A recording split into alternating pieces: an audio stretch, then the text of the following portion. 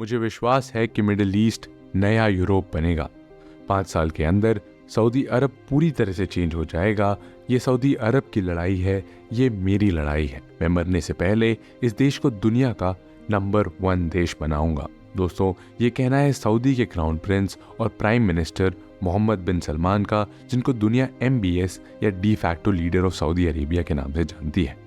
और ऊपर कहा उनका स्टेटमेंट कोई हवाई बातें नहीं है। वो जो बोल रहे हैं उसमें कहीं ना कहीं सच्चाई भी नजर आती है।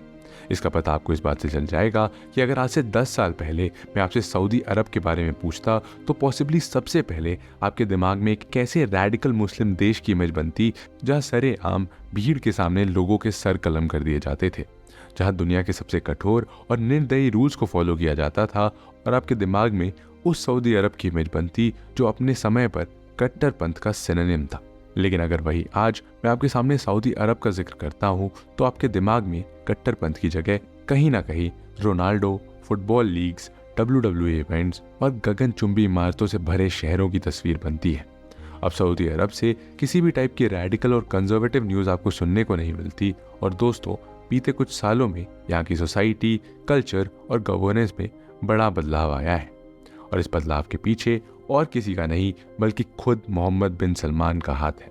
दोस्तों, अब सबसे बड़ा सवाल ये उठता है कि वो सऊदी अरब जो समस्त विश्व के कट्टरपंथी घड़ों का रहनुमा हुआ करता था, जो इस्लाम में किसी प्रकार के धार्मिक और सोशल चेंजेस के बिल्कुल खिलाफ था, जो इस्लाम की सबसे कट्टर विचारधारा वहाबिज्म को फॉलो करता था, आखिर ऐसी क्या परिस्थितियां आन पड़ी जिसके चलते आज मोहम्मद बिन सलमान को कंजर्वेटिव वहाबी इस्लाम की विचारधारा से एक सेक्युलर और धार्मिक रूप से लिबरल विचारधारा की ओर अग्रसर होना पड़ रहा है।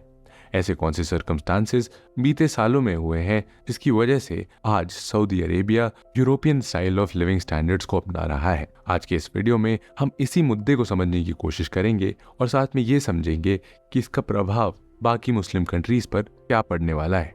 इसीलिए दोस्तों, एंड तक बने रहिए और वर्ल्ड अफेयर्स को सब्सक्राइब करिए अगर आप नए हैं इस चैनल पर। वहाबिज्म। दोस्तों, आइए सबसे पहले वहाबी इस्लाम और उससे जुड़े सऊदी अरेबिया के इतिहास को जान लेते हैं, क्योंकि मिडिल ईस्ट की आज की परिस्थितियों को समझने के लिए हमें ये जानना काफ़ी ज़रूरी हो जाता है। दोस्तों, यासिर कादी जो इस्लामिक सेरेमनी ऑफ USA के डीन हैं, उनके अनुसार वहाबिज्म इस्लाम की कट्टरपंथी मिलिटेंट विचारधारा को रिप्रेजेंट करती है, और इस विचारधारा में 8वीं शताब्दी की इस्लामिक रेडिकल वैल्यूज़ पर जोर दिया गया है। ये इतनी रिजिड है कि इसमें किसी भी प्रकार के परिवर्तन या इनोवेशन की गुंजाइश को सिरे से खारिज कर दिया गया है, और वहाबिज्म की कट्टरता का अंदाज़ा इस बात से ही लगाया जा सकता है कि अल-कायदा, बोको हराम, ISIS और अल शबाब जैसी वर्ल्ड की टॉप टेररिस्ट ऑर्गेनाइजेशंस भी आज इसी आइडियोलॉजी को बेस बनाकर दुनिया में आतंक फैला रही हैं। अब वहाबिज्म जितनी रैडिकल आइडियोलॉजी है, इस विचारधारा का सऊदी अरब की सोसाइटी का हिस्सा बनने की कहानी भी उतनी ही दिलचस्प है। दोस्तों, वहाबी इस्लाम की शुरुआत सऊदी अरेबिया में मोहम्मद बिन अब्दुल वहाब के द्वारा 18वीं शताब्दी में की गई थी। 18वीं शताब्दी में आकर अरब में ऑटोमन एम्पायर कमज़ोर होने लगा था, और अरब की बाउंड्रीज वाले देशों में यूरोपियन ताकतें अपना बसेरा जमाने लगी थी। अब जिस प्रकार ब्रिटिशर्स ने इंडिया में आकर हमारी संस्कृति को इन्फ्लुएंस किया, ठीक वैसे ही यूरोपियन फोर्सेस ने अरब सोसाइटी में किया। 8वीं सेंचुरी तक आते आते most of the Arab society European style of living standard में रहने लगी थी, और इस्लाम धर्म, जिसके मुताबिक इबादत सिर्फ अल्लाह की जानी चाहिए थी, 18वीं सदी तक वहाँ के लोग विभिन्न देवी देवताओं और पेड़ पौधों की इबादत करने लगे थे, जिससे परेशान होकर अब्दुल वहाब ने मोर्चा खोल दिया और वहाबिज्म की शुरुआत की। उनका मानना था कि आज ब्रिटिश इन्फ्लुएंस की वजह से इस्लाम पल्यूट हो चुका है, और लोग पल्यूटेड इस्लाम को फॉलो कर रहे हैं और इसके क्लीन और ओरिजिनल वर्जन को भूल गए हैं। इसीलिए हमें फिर से 8वीं शताब्दी के प्योरेस्ट वर्जन ऑफ इस्लाम की ओर लौट जाना चाहिए। आपकी जानकारी के लिए ये बता दूं कि इतिहास हो या फिर वर्तमान, कोई भी रिलीजन या फिर विचारधारा बिना सत्ता पक्ष की मंजूरी के समाज में ग्रो नहीं कर सकती, और ये बात अब्दुल वहाब भी काफ़ी अच्छी तरीके से जानते थे। इसीलिए वहाबी विचारधारा के तेज़ी से प्रसार के लिए उन्होंने 1744 में अरब के एक छोटे से इलाके दिरिया के राजा मोहम्मद बिन सऊद से सहायता मांगी, उनको वहाबी आइडियोलॉजी फॉलो करने की पेशकश की, और यहाँ मोहम्मद बिन सऊद भी अच्छे से जानते थे कि फ्यूचर में बिना लोगों को एक धार्मिक सूत्र में बांधे बड़े एरिया पर शासन करना मुश्किल होगा। इसीलिए यहाँ मोहम्मद बिन सऊद ने न केवल वहाबी विचारधारा को अपनाया बल्कि अब्दुल वहाब के साथ एक अग्रीमेंट भी कर लिया, जिस अग्रीमेंट में ये तय हुआ कि आगे चलकर मोहम्मद बिन सऊद जो भी क्षेत्र जीतेंगे उसका राजा सऊद फैमिली का ही होगा और उस क्षेत्र में न केवल वहाबी विचारधारा को फॉलो किया जाएगा बल्कि वहाँ की रिलीजियस अथॉरिटी अब्दुल वहाब के खानदान की होगी। दोस्तों, ये एग्रीमेंट सऊदी अरेबिया में वहाबी इस्लाम को स्टेट रिलीजन बनाने की ओर पहला कदम था, जिसको 1932 में आज के सऊदी अरब बनने पर इम्प्लीमेंट किया गया और तब के प्रिंस आले सऊद ने वहाबी इस्लाम को स्टेट रिलीजन के तौर पर अपनाया। और दोस्तों, जैसा कि अग्रीमेंट में तय हुआ था, जब वहाबी इस्लाम सऊदी अरेबिया का स्टेट रिलीजन बन गया तो रिलीजियस अथॉरिटी अब्दुल वहाब के वंशजों को बनाया गया, जो कि आज तक सऊदी अरब के हाईएस्ट रिलीजियस अथॉरिटी हैं। रिलीजियस अथॉरिटी का सऊदी समाज और सऊदी बादशाहों पर गहरा असर रहा है, जिसकी वजह से शुरू में सऊदी बादशाह कोई भी कदम उठाने से पहले रिलीजियस अथॉरिटी से सलाह मशवरा करते थे। हालांकि कुछ समय बाद ये चीज़ें बदलने लगी और सऊदी अरब के बादशाह उनकी बात मानने से अक्सर इनकार करने लगे, क्योंकि रिलीजियस अथॉरिटी उनके कोई भी काम करने से मना करती थी जो इस्लाम की शिक्षा के खिलाफ होता था। जैसे कि सन 1938 में जब सऊदी अरब के दम्मान शहर में कच्चा तेल मिला था तो उसको निकालने के लिए सऊदी अरब ने अमेरिका से सहायता ली, जिसकी मुखालफत रिलीजियस अथॉरिटी ने की थी। रिलीजियस अथॉरिटीज के मुताबिक अमेरिकन नॉन मुस्लिम हैं, इसीलिए वो सऊदी अरब की पवित्र जमीन पर आ नहीं सकते, लेकिन फिर भी सऊदी बादशाह ने अमेरिकन को कच्चे तेल निकालने के लिए बुलाया। दोस्तों, यहाँ पर गौर करने वाली खास बात यह है कि जैसे ही सऊदी अरब में कच्चे तेल की डिस्कवरी हुई, वैसे ही वहाँ की इकॉनमी मजबूत होने लगी, क्योंकि सऊदी अरब में ऑयल निकलने से पहले वहाँ की इकॉनमी सिर्फ ट्रेड पर निर्भर करती थी, तो ट्रेड भी इतना ज़्यादा नहीं होता था जिससे सऊदी अरब के लोगों की जीवन शैली खुशहाल हो। लेकिन जैसे ही वहाँ ऑयल की डिस्कवरी हुई, वहाँ के लोगों का लिविंग स्टैंडर्ड अचानक से बदल गया।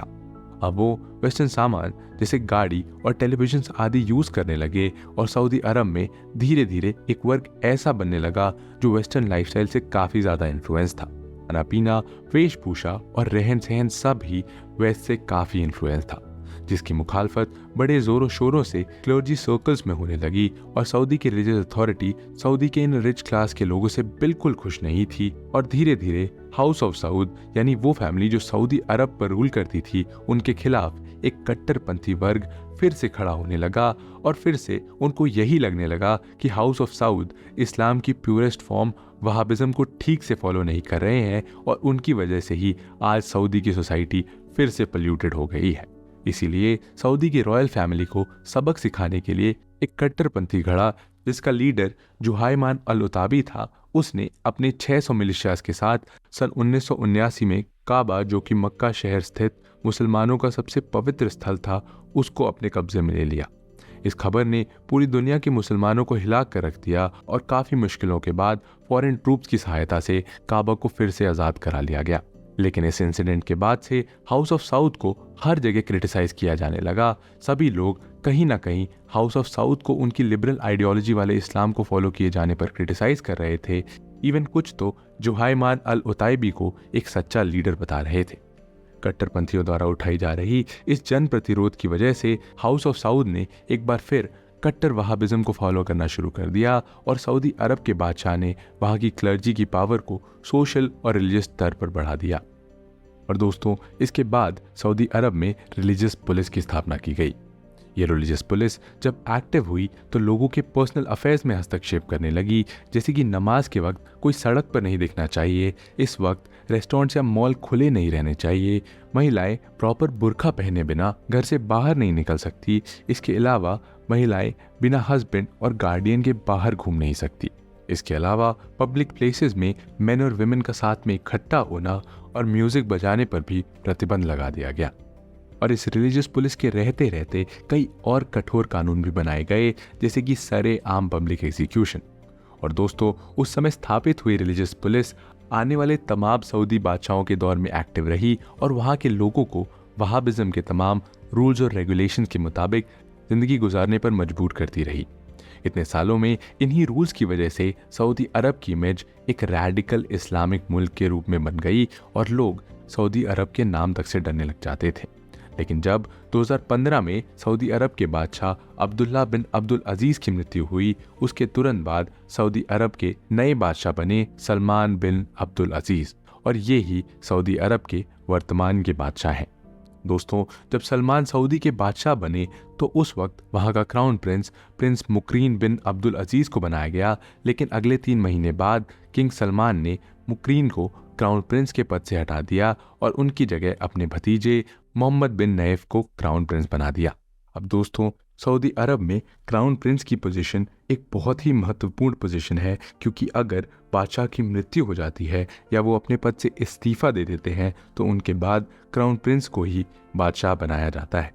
और जब 2015 में मोहम्मद बिन नैफ को सऊदी का क्राउन प्रिंस बनाया गया तो उस वक्त सऊदी अरब के डिफेंस मिनिस्टर मोहम्मद बिन सलमान थे।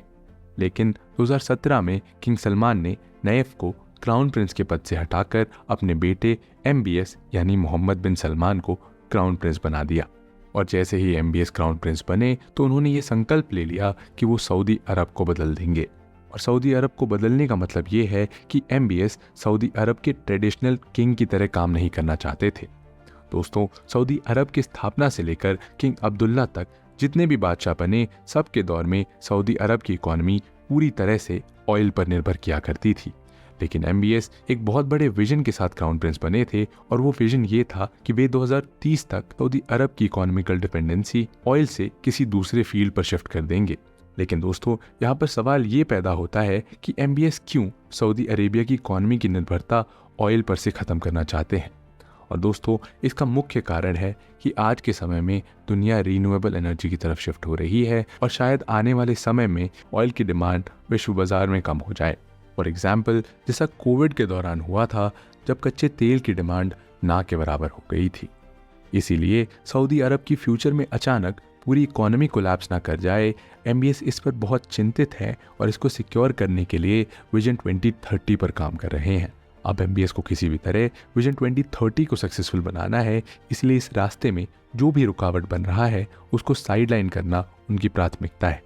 जैसे कि आप लोग जानते हैं कि एक तरफ किंग खालिद ने रिलीजियस पुलिस को बहुत ज़्यादा पावर दे दी थी, जो लोगों की एक्टिविटीज़ पर नज़र रखते थे ताकि कोई रिलीजियस रूल्स और रेगुलेशन ना तोड़े।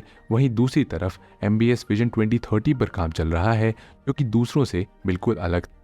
इसीलिए MBS को रियलाइज़ हुआ कि जब तक रिलीजियस स्ट्रिक्टनेस सऊदी सोसाइटी में रहेगा तब तक उनका विजन 2030 कभी भी सक्सीड नहीं हो पाएगा। तो आइए अब देखते हैं कि MBS अपने विजन 2030 को सक्सेसफुल बनाने के लिए किन किन क्षेत्रों में काम कर रहे हैं ताकि सऊदी अरेबिया की इकोनॉमी सिर्फ ऑयल पर निर्भर ना करे। दोस्तों, MBS के विजन 2030 के अनुसार सऊदी अरब अपने कल्चर, इकोनॉमी और सोसाइटी में डाइवर्सिफिकेशन करना चाहती है ताकि सऊदी अरेबिया एक टूरिस्ट डेस्टिनेशन के रूप में इस्टेब्लिश हो सके और दुनिया भर के लोग सऊदी घूमने आए।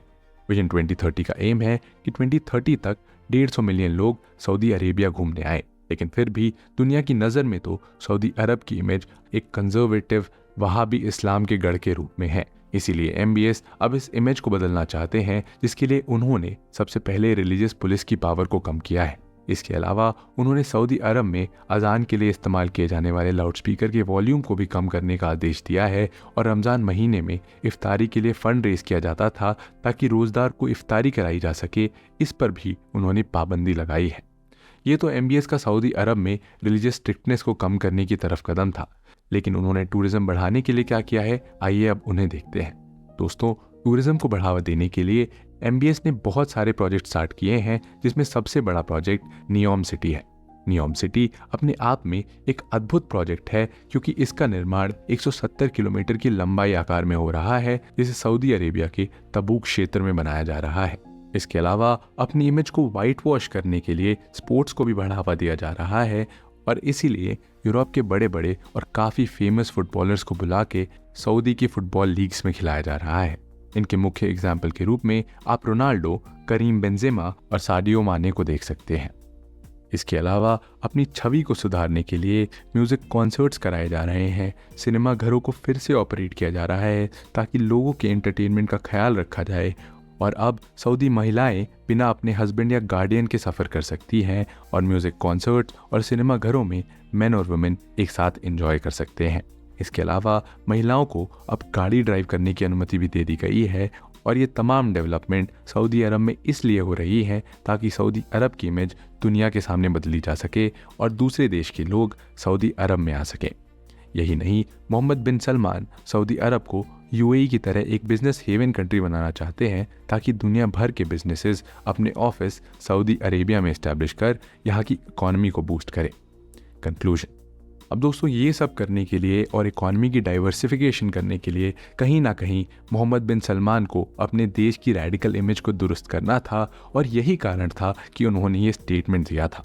वो यहाँ पर रेडिकल इस्लाम की जगह मॉडरेट इस्लाम को लाना चाहते हैं और इकॉनमी, सोसाइटी, रिलीजन और कल्चरल चेंजेस इसी का परिणाम है। तो दोस्तों, मैं आशा करता हूँ कि अब तक आप समझ गए होंगे कि क्यों सऊदी अरेबिया अपने आप को रेडिकल इस्लाम से किनारे कर रहा है। और दोस्तों, अगर आप ऐसे ही और वीडियोस देखना चाहते हैं तो वर्ल्ड अफेयर्स को ज़रूर सब्सक्राइब करें। कैसा लगा आपको ये वीडियो ज़रूर बताएं कमेंट सेक्शन में। मिलते हैं आपसे अगले वीडियो में, तब तक के लिए जय हिंद।